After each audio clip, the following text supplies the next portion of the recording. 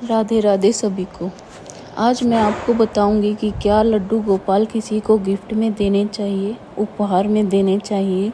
तो ध्यान से सुनिएगा जो बात मैं आपसे कहने जा रही हूँ। आमतौर पर आजकल प्रचलन है कि लड्डू गोपाल गिफ्ट करते हैं, लेकिन क्यों, किस लिए? मैं आपसे प्रार्थना करती हूँ कि यदि आप ठाकुर जी की सेवा करना चाहते हैं तो आप स्वयं जाए।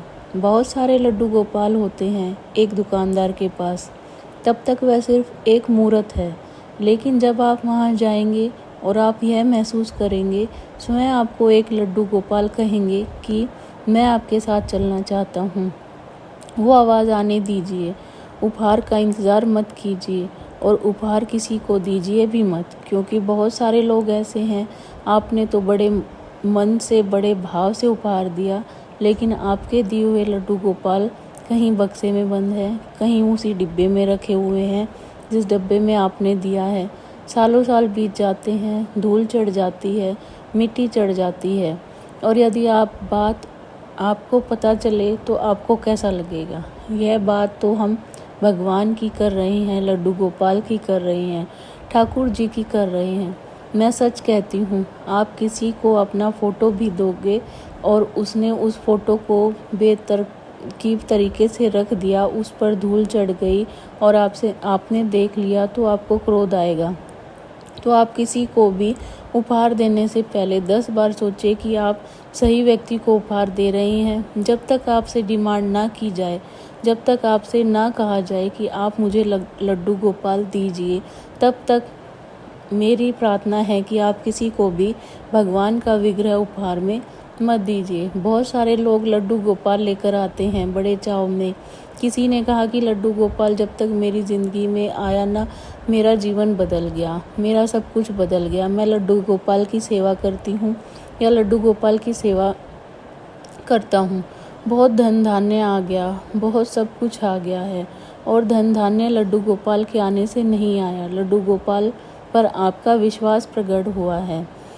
आप ईश्वर के करीब पहुँचे, ईश्वर से आपको प्रेम बढ़ा है। इसलिए जब ईश्वर से आपका प्रेम बढ़ जाएगा, जब ठाकुर जी आपके घर में आ जाएंगे, तो परमेश्वर है, परमेश्वर के मालिक हैं। जब भी आप विश्वास करोगे तो आपके पास सारा ऐश्वर्य अपने आप ही आ जाएगा, क्योंकि अनंत ब्रह्मांड के मालिक आपके पास आ गए हैं। इसका मतलब यह नहीं है कि आप उठे, किसी ने कहा आप ले आए, 4 दिन सेवा की, उसके बाद आपको लगा कि अरे रे कुछ नहीं हुआ, मेरे तो जीवन में बिल्कुल बदलाव नहीं आया, चलो सेवा करनी छोड़ो। लड्डू गोपाल को उठाओ और उठा के पीपल के नीचे रखा। यह कृत्य आप ना करें, बिल्कुल भी ना करें। इस कृत्य को करने से आपको पता नहीं है कि आप अपने कितने मार्गों को बाधित कर रहे हैं, आप कितनी नकारात्मक ऊर्जा इस सृष्टि में फैला रहे हैं। वो ईश्वर है, उस बात को ध्यान रखें। वह अपने भौतिक सुखों के लिए उपयोग में आने वाली वस्तु नहीं है, वह अनंत ब्रह्मांड के मालिक है। वह तो उनका प्रेम है कि आप सिर्फ उनका नाम लेते हैं और वह आपको सुखी कर देते हैं।